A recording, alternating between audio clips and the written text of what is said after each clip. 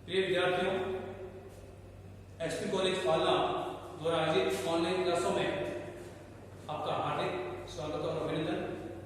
मैं डॉक्टर चंद्रराम आपको हिंदी साहित्य का द्वितीय प्रश्न पत्र पढ़ूंगा।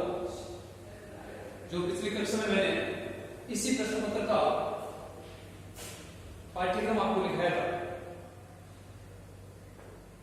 और उसी पाठ्यक्रम को मैं संक्षिप्त वापस थोड़ा सा ध्यान देगा। इकाई फर्स्ट में काव्य था, इकाई सेकंड में रस, इकाई थर्ड में अलंकार एवं छंद, इकाई फोर्थ में यानी चौथी इकाई में काव्य गुण, काव्य दोष और सब सत्य। अंतिम इकाई है पांचवी, उसमें गद्य की विधाएं, कहानी, एकांकी, नाटक, उपन्यास, रेखाचित्र, संस्मरण, आत्मकथा आदि ये सभी पांच इकाई के अंतर्गत हैं। और इसका इस इकाई के अंतर्गत जितने भी गद्य विधाएं हैं उनके औसत तत्वों के बारे में अध्ययन करेंगे। प्रिय विद्यार्थियों, ये हमारे सिलेबस पर थोड़ी सी दृष्टि डालने के उपरांत मैं आप अपने पाठ्यक्रम के यूनिट वाइज यानी इकाई वार के अनुसार आपको पढ़ाने जा रहा हूं। तो आप ध्यान देंगे, हमारी पहली इकाई है काव्य, और काव्य के अंतर्गत आपको बता चुका मैं काव्य के अर्थ, काव्य का अर्थ, काव्य की परिभाषाएं, काव्य हेतु, काव्य प्रयोजन और काव्य भेद, ये हमारी पहली यूनिट है। और आज पहली यूनिट का ही अध्ययन करने जा रहे हैं, जो आपको ध्यान देंगे। देखिए, काव्य शब्द को लेकर के अनेक विद्वानों ने अलग अलग रूप से अपनी परिभाषाएं दी और काव्य के अर्थ भी बताए। काव्य शब्द अपने आप में बहुत बड़ा है, इसीलिए सबसे पहले काव्य शब्द को लेकर के हमारे साहित्य की जो सबसे प्राचीन धारा है वो संस्कृत से प्रारंभ होती है। और काव्य शब्द को लेकर के संस्कृत के विद्वानों ने अलग अलग अपने मत प्रकट किए हैं। उसमें से सबसे पहले काव्य का अर्थ मैं संस्कृत विद्वानों पर परिचय डालूंगा, तो आप ध्यान देंगे। आचार्य भामह ने 6वीं शताब्दी में एक पुस्तक लिखी थी, काव्यालंकार। काव्यालंकार के अंतर्गत उन्होंने काव्य को लेकर के उनके अर्थ, उनके लक्षण, उनके हेतु, प्रयोजन आदि के बारे में विस्तृत रूप से उन्होंने चर्चा की। लेकिन यहाँ पर उन्होंने काव्य का संक्षिप्त अर्थ इस रूप से बताया, कि परिभाषा दी है कि शब्दार्थो सहित काव्य, अर्थात वह वाक्य जहां शब्द और अर्थ सम्मिलित रूप से मिलते हैं और उनका वास्तविक अर्थ निकलता है, उसी को हम काव्य कहते हैं। शब्द और अर्थ का एक विशिष्ट जो संयोजन होता है या समायोजन होता है और उसी के स्वरूप को ही हम काव्य कहते हैं। ये कहने वाले विद्वान है संस्कृत के आचार्य भामह। दूसरे विद्वान है आचार्य दंडी, जो 7वीं शताब्दी के विद्वान माने जाते हैं और उन्होंने पुस्तक लिखी है काव्य दर्श। काव्य दर्श के अंतर्गत उन्होंने भी काव्य के अर्थ की परिभाषाएं, के लक्षण को लेकर के उन्होंने परिभाषित अपने इस पुस्तक के अंदर किया है, जिन्होंने अपने एक श्लोक में कहा है कि शरीरम ताव दिष्टातम व्यरिक्षिणा पदावली, अर्थात इष्ट अर्थ से युक्त कोई पदावली होती है, उसी को हम काव्य कहते हैं।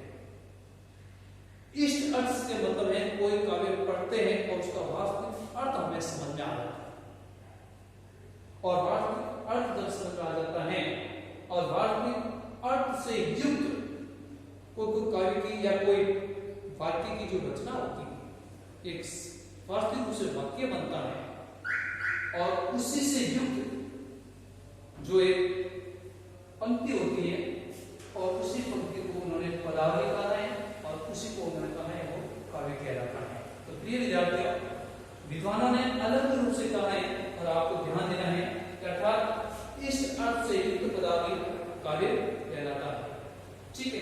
अगले विद्वान आता है आचार्य वामन।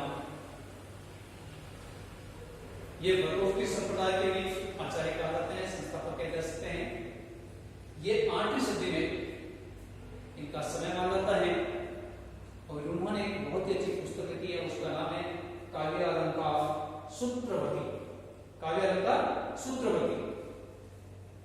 काव्यालंकार सूत्रवती के अंतर्गत काव्य के अर्थ को परिभाषित किया है। काव्य का अर्थ क्या है उन्होंने बताया है कि गुणालंकृत योग, शब्दार्थ योग, काव्य शब्दों विद्यते, अर्थात गुण अलंकार से युक्त किसी शब्द का अर्थ निकलता है उसे काव्य कहते हैं। यहां ध्यान दिया तो गुण से मतलब है काव्य गुण। काव्य का गुण होते हैं जो नेक्स्ट क्लास में हम चर्चा करेंगे। काव्य गुण और अलंकार का जो दोनों का सम्मेलन होता है, युक्त होते हैं और उनका अर्थ ही काव्य कहलाता है। बहुत अच्छी बात उन्होंने बताई है। यह है वामन। अगले विद्वान आते हैं आचार्य विष्णु। ध्यान देंगे आपको संस्कृत साहित्य के विद्वानों में तो अंतिम कवि जिन्होंने काव्य को परिभाषित किया है, काव्य के अर्थ बताए हैं, और वो है आचार्य विष्णु, जिनका समय भी 17वीं शताब्दी माना जाता है। इन्होंने पुस्तक लिखी है साहित्य दर्पण। साहित्य दर्पण में बहुत अच्छी बात होती है कि वाक्य रसात्मक काव्यम, वाक्य रसात्मक काव्यम अर्थात रस से पूर्ण ही कोई वाक्य रचना होती है वही काव्य कहलाता है।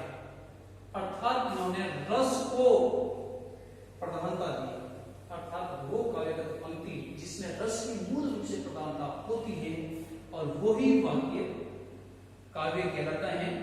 इस बात पर जोर देने वाले विद्वान हैं आचार्य विष्णु।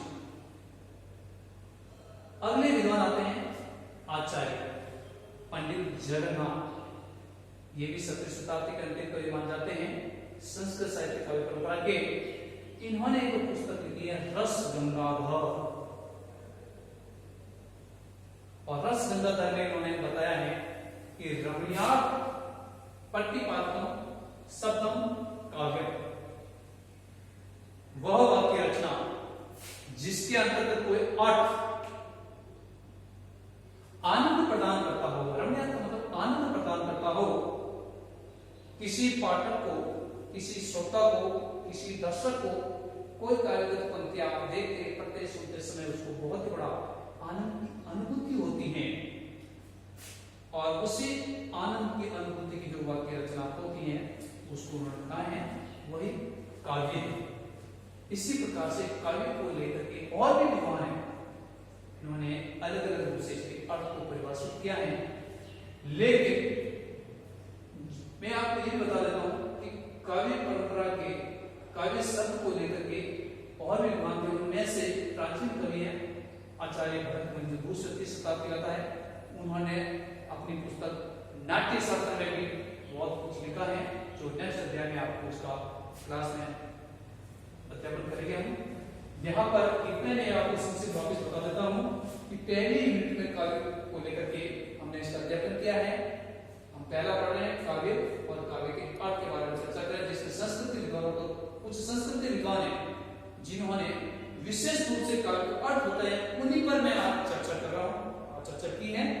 पहले वापस बता देता हूँ, आचार्य वामन ने 6वीं शताब्दी में काव्यालंकार लिखा था और उन्होंने बताया शब्दार्थों से काव्य तथा शब्द और अर्थ के सहित भाव को काव्य कहा है। दूसरे विद्वान आचार्य दंडी हैं, जिसका समय 7वीं शताब्दी, और उन्होंने अपनी पुस्तक काव्य दर्श में उन्होंने परिभाषा दी कि शरीरम तात्विकता व्यक्षिणा पदावली, अर्थात इष्ट अर्थ से युक्त पदावली काव्य है। अगले विद्वान है वामन, जो 8वीं शताब्दी माने जाते हैं, और उनका पुस्तक है काव्यालंकार सूत्रवती। उन्होंने बताया है काव्यालंकार क्यों शब्दार्थों काव्य शब्दों विद्यते, अर्थात काव्य गुण और अलंकार से युक्त कोई वाक्य रचना होती है उसे काव्य कहते हैं। और विश्वनाथ ने बताया साहित्य दर्पण में वाक्य आपकी रसात्मक काव्य अर्थात रस से पूर्ण कोई रचना होती है उसे हम क्या बोलते हैं, क्या कहेंगे अपन, काव्य कहते हैं। आचार्य जगन्नाथ ने भी कहा है रस नगर में रमणीय प्रतिपादकम शब्दम काव्य, अर्थात जो काव्य रचना जिसमें रमणीय अर्थ की प्राप्ति होती है, आनंद प्राप्त होता है, उसी को काव्य कहते हैं। प्रिय विद्यार्थियों, आज इतना ही।